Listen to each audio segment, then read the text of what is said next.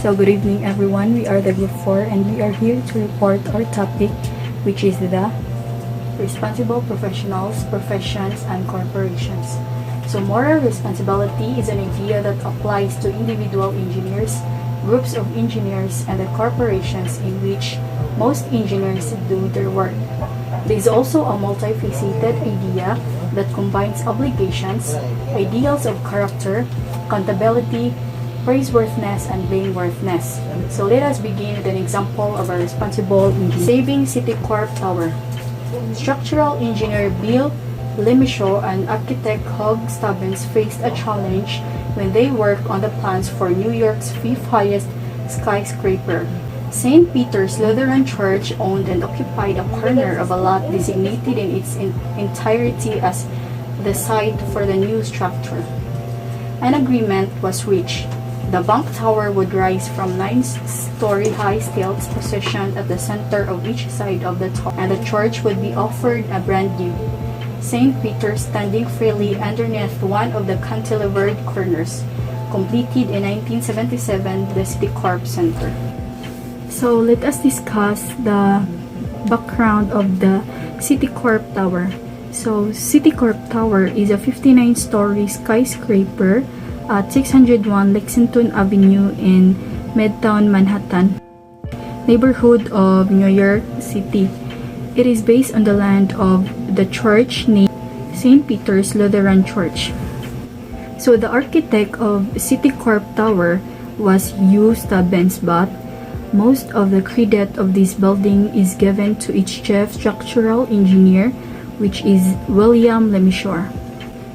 So together with Lemichaud, James Rudderman was also the structural engineer, while Bethlehem was the steel coordinator. So the building was dedicated on October 12, 1977. So Lemichaud said that he got the idea for the design of CITICORP Tower while sketching on a napkin at a Greek restaurant. So naka-decide naman to siya nga kanang magtukod siya atong CITICORP Tower. So niadto siya sa church katong St. Peter's Lutheran Church. So ang St. Peter's Lutheran Church kay naghatag og condition kang Lemichaud. So the condition that St. Peter's gave to the CITICORP was that they build the church a new building in the same location. So provided the corners of the lot not to be touched, the company was free to build their skyscraper around the church and the airspace above it. So another thing is, what is CITICORP Tower or building all about? So it is the base of the building that really makes the tower so unique, because the bottom of its 59 stories are stilts. So after how many years nga kanang na-create na to ang CITICORP Tower, it was an ingenious, cutting-edge design and everything seemed so fine. Kanang okay pa kayo to siyang kanang tower. Then eventually si Lemichaud kay nakadawat og kanang tawag. So according ning Lemichaud, in 1978 an undergraduate architecture student contacted him with a bold claim about his building, which is the CITICORP Tower. So niya na ang katong nitawag sa iya nga kanang ang iya kunong building nga gibuild ma-blow ra kuno sa wind. So ang katong nagtawag ning kanang Lemichaud is student to siya. So kaning student kay kanang nag-study ni siya sa kanang CITICORP Tower ni Lemichaud. He found out nga kanang the building was particularly vulnerable to quartering winds. So Lemichaud had accounted for the perpendicular winds but not the quartering winds. So he checked the math and found out that the student was right.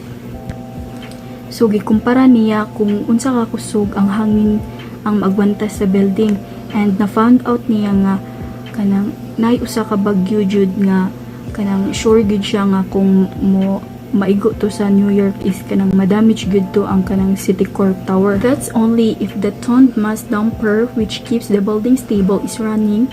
Lemichaud realized that a major storm could cause a blackout and render the toned mass damper unoperable. So without the toned mass damper, Lemessurier calculated that a storm powerful enough to take out the buildings hits New York every 16 years. So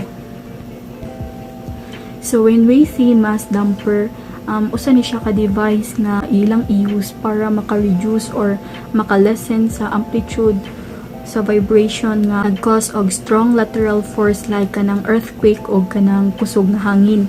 So na-realize niya nga ang usa ka bagyo is kanang muhapak ngadto sa New York.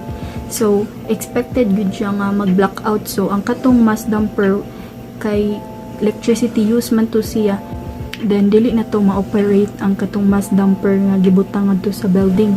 So iyang i-calculate nga if wala na to ang mass damper, so expected jud nga maguba jud to ang katong CITICORP tower niya.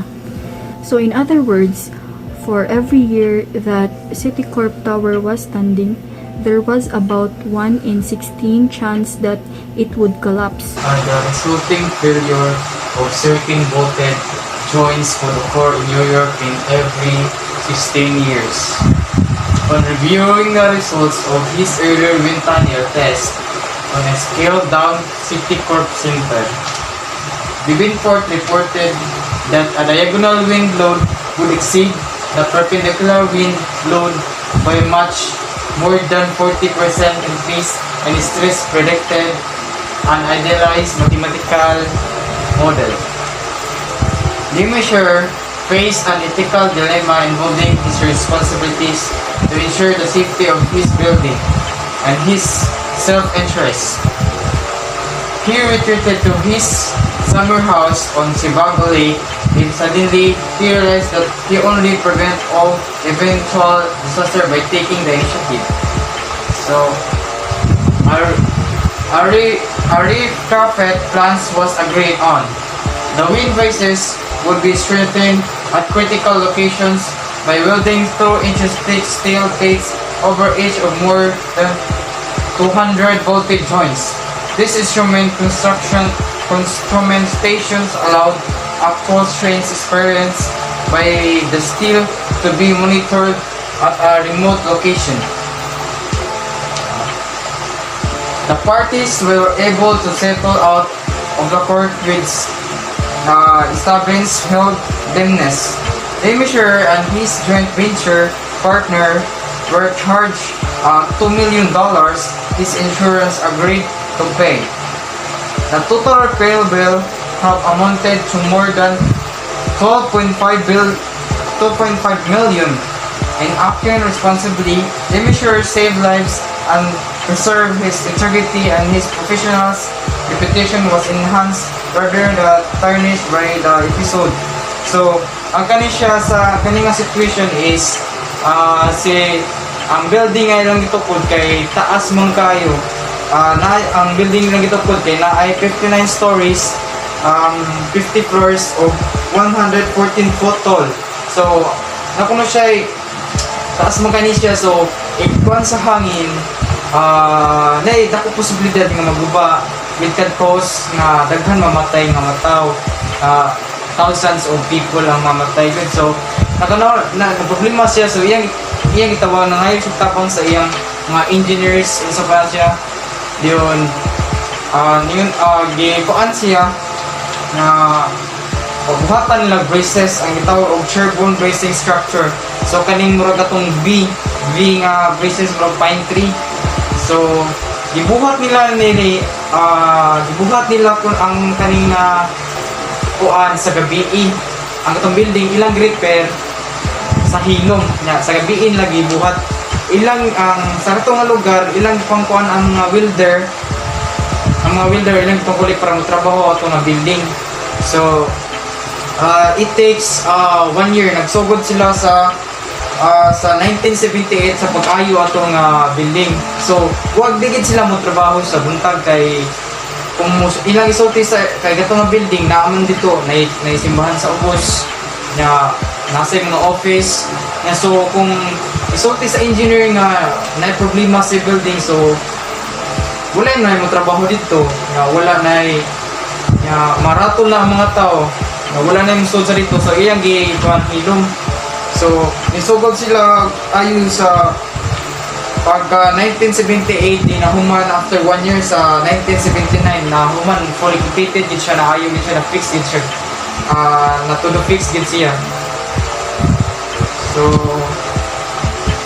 yan, natukawasan sila o sa pagbuhat atong kaning chevron bracing structure, kaning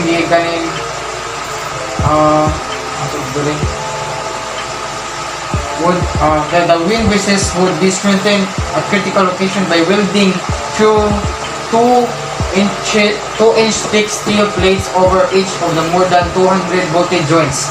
So ilang nagastoon after 1 year is $2 million sa pag-fix na atong may problema.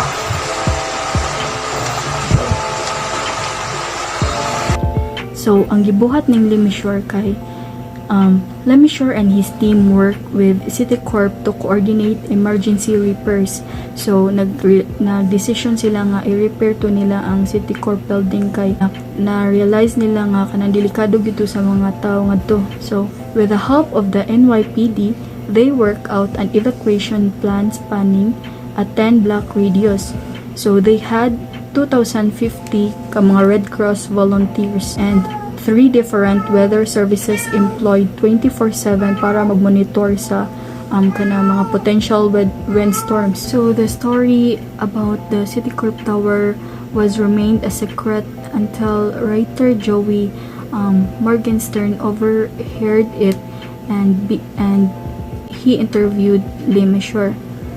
So, and that would have been the end of the story, but then this happened. So the BBC aired a special on the CITICORP Center crisis, and one of his viewers or its viewers was Diane Hartley.